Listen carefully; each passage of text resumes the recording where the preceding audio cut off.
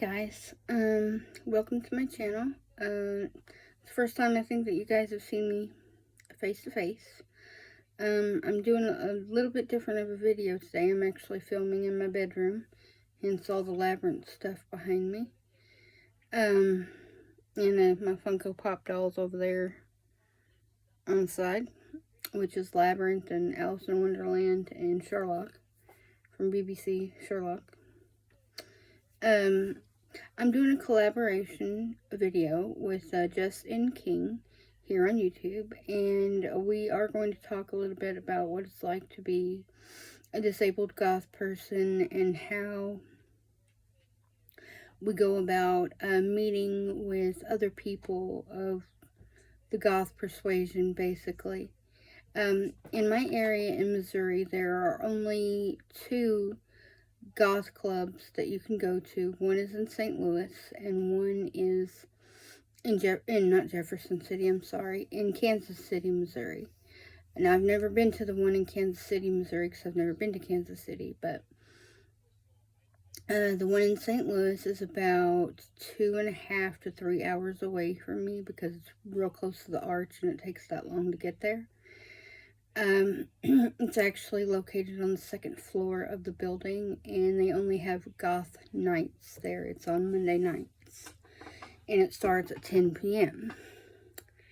So I would have to leave here by 7 p.m. to get there at 10, pay for parking, which is $6, plus a cover charge of $15, whether you drink or not, which I don't drink because I'd have to drive, obviously, but I don't drink anyway. I'm usually the designated driver if I go out. And there's no wheelchair ramp or elevator. So, and the stairs are pretty steep, so it's hard for someone like me now who walks with a cane to get up there. So I could only imagine how hard it would be for someone who is in a wheelchair. And I've asked them if they had planned on addressing that situation. And they said no, they weren't going to bother because they don't have enough goth people to come on goth nights, and they're fixing to do away with it. And I was like, well, maybe you need to have goth nights once a month on like a Friday or a Saturday night, because most of us work. And, you know, some of us have to travel a distance. So by the time I got there, to start at 10 p.m., I would have to leave by midnight in order to be home by 3 in the morning, because I have to be at work at 6 o'clock in the morning. So it doesn't really leave much time for sleeping or anything, so it's not really conducive for me to meet other goth people or anything like that because of the travel time and everything. And, you know, like I said, a lot of people work, so they're not going to really want to go out and hang out until 2, 3 o'clock in the morning when the bar closes, if they have to be at work early in the morning or say by 9. It still doesn't give them much time to sleep or anything in between. So, going on to websites and stuff like that, which, like, I'm not like in a chat room or like a group or anything online per se. I do follow a couple of groups on Facebook that I have met some really nice people through the group. One of them is the Elder Goths group on Facebook, because I'm technically considered an Elder Goth. I've been goth pretty much my entire life. Though you can't really tell it now because A, I don't have makeup on right now, and B, I'm not dressed particularly gothy today. I just got off work, so I'm in my work clothes. And, you know, you don't really want to wear your good clothes to work if you're working with bleach. And you don't want to wear black for sure, because you'll ruin whatever it is that you're wearing. I've done that a time or two. And I'm part of, it's a, I don't know if you guys know what cottagecore is, but it's kind of a style that is, you know, a lot about like mushrooms and fairies and like usually wearing of nightgowns and stuff like that as actual dresses and whatnot. Usually in the color white, but this is goth, so it's you know, where you dress in like, you know, black clothing and stuff, and you have sort of a goth aesthetic as far as your decorating style is concerned. But it's more along the magical realms with fairies and mushrooms and things like that. It's like a whole movement behind it or whatever. But I just liked, I like the group because they show different different pictures and stuff of what inspires, you know, the things that they decorate with and everything. I don't necessarily have a goth aesthetic when decorating necessarily. Now, my blanket and stuff is black, but everything in my room is labyrinth, with the exception of a couple of pieces of artwork that my daughter has made for me, which is this here. She made for me in school. It's canvas. So, that was a Mother's Day present for me. And then I've got, of course, it all goes hand in hand because it's David Bowie.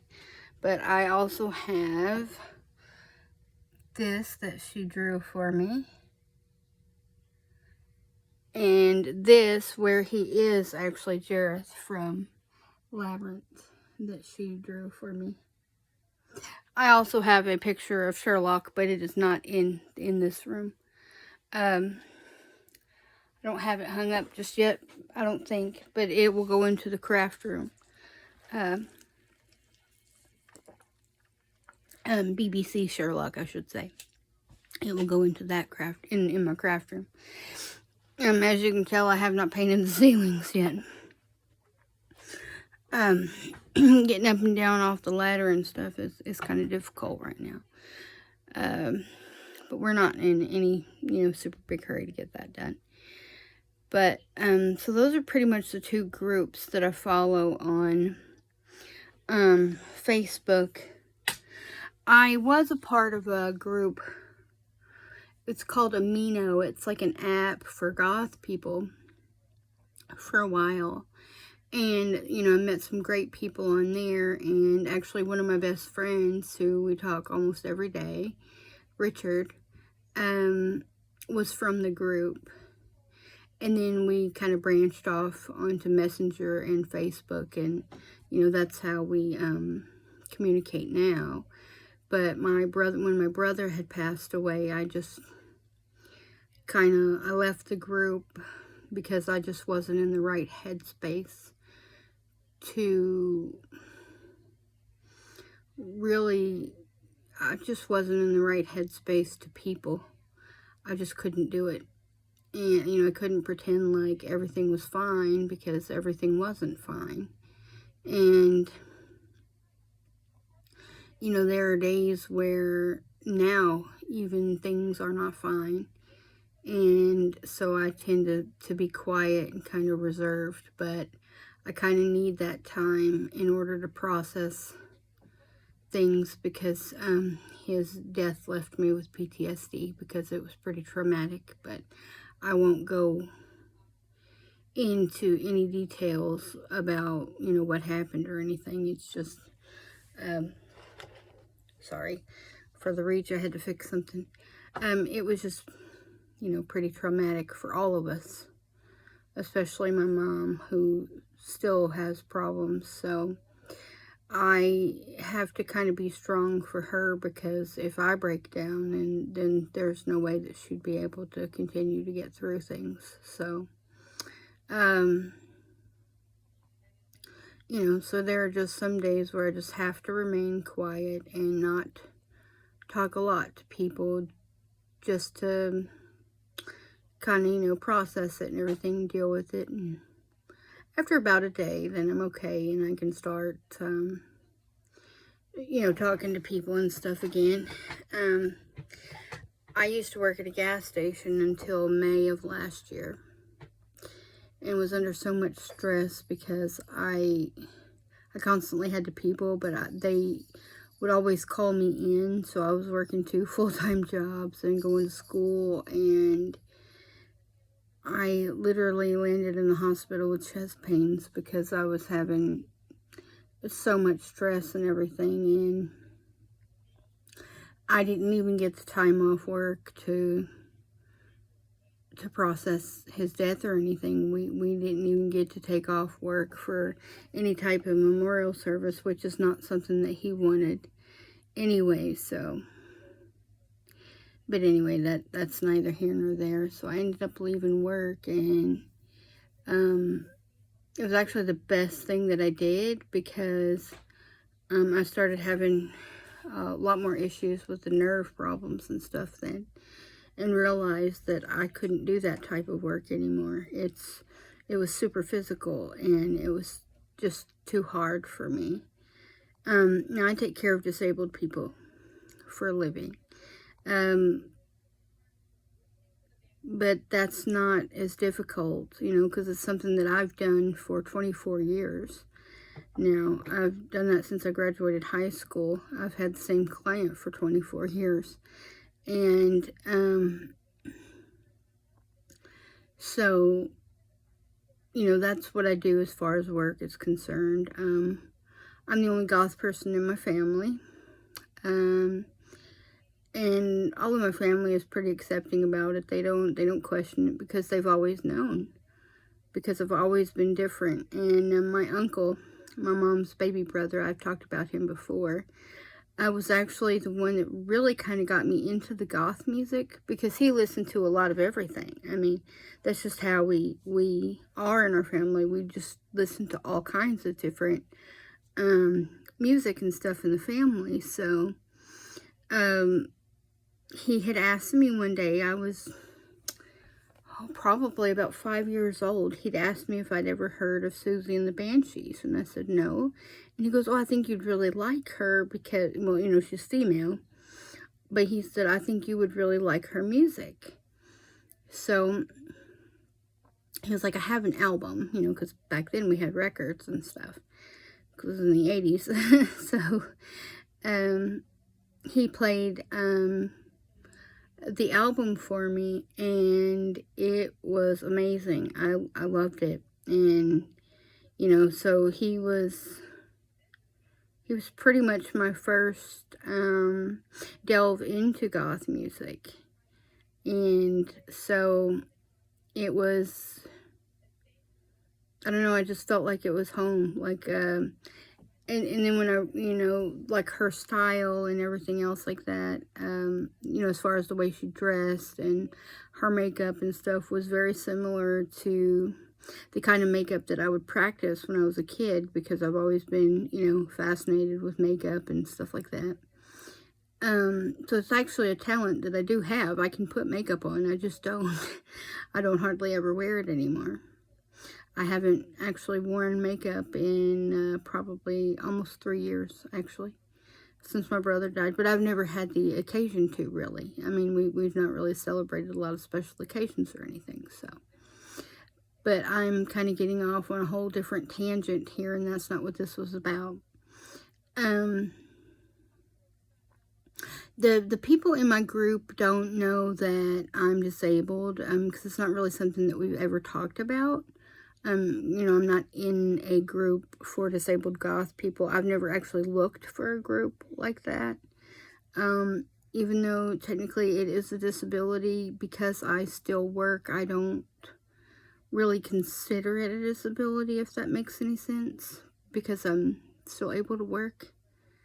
You know, like I said, there are things that I can't do anymore. You know, I'm not quite as agile as I once was, you know. I can still work circles around 20-year-olds, though, so I can't really complain about that, I guess. But just not as fast as I used to be, and, you know, I have to do things that I'm able to do, you know, with a cane. You know, navigating around the cane has had some challenges, but I've been able to do it, so, you know, it's okay. So yeah, I'm sure, excuse me, I'm sure it's going to be different for Jess, because she lives in Texas, so she may have areas there where they have goth clubs, so it may be a little easier for her to meet goth people that are like her, you know. I don't know that she will come across very many African American goth people where she lives, because, you know, you don't really, I haven't really met very many of them. There are a few in our group, and they've talked about some of the difficulties and stuff that they've had to endure about, you know, whether or not they were really goth because they're black and black people can't be goth and everything. And it's like, no, anyone can be goth if that's what they identify as, you know. I mean, darkly inclined is one thing. That's, you know, when you're kind of drawn to like spooky things and whatnot, and, you know, you always have been, which I was. I love scary movies, I love bats, you know, any pretty much nocturnal creature, and I love it. You know, I wouldn't mind having bats for pets, but, you know, you can't keep them as pets. You know, they're not made for that. But, you know, you can build bat houses and whatnot so that, you know, they have a place to come and eat and whatnot. Because we do have bats here in Missouri. We have vampire bats. Not in our part of Missouri. They are in, around the Branson area, though. They do have vampire bats. Because Silver Dollar City has like a bat sanctuary for vampire bats there in the middle of the amusement park. They've got like caves and stuff. It's actually a really cool place to visit. So if you want to see other fellow goth people, then go where the bats are. I'm not kidding. You'll pretty much run across people of your own persuasion if you go around, you know, bats and other nocturnal creatures and things like that. But yeah, I've never actually met another goth person in person. But like I said, my friend Richard and I talk all the time, almost every day. And, you know, except for when he has his son. When he's visiting with his son, then I don't bother him or anything, so that, because I don't want to take away his time that he has with him. So, and occasionally, if he's not feeling well or something like that, then I don't talk to him until he's, you know, kind of able to start talking to people again. We kind of have that understanding, so it's totally fine. Because he's bipolar, so, but he always tells me, hey, you know, I'm not having a real good time right now. I'll talk to you when I have, you know, kind of mellowed out. And it's like, okay, you know, no problem. But yeah, so that's pretty much the scene here in Missouri. So I'm interested to know how Jess's scene is. Like, I'm curious to know, like, are there many goth clubs there, or places to go, or, you know, things to see and do that are, you know, synonymous with goth people, because, you know, we don't really have that here. And we don't even have much by way of cemeteries that you can visit, that are, you know, kind of off the beaten path, because those are private. You can't go to those. So, like, the really cool, creepy, scary cemeteries that you might want to visit, you can't do that here, because it's not allowed. But anyway, so that is all for me, guys. I will see you guys back here really soon. We'll start on Alice in Wonderland. And, so yeah, that's a little bit about my experience. And I will see you guys really soon. Bye!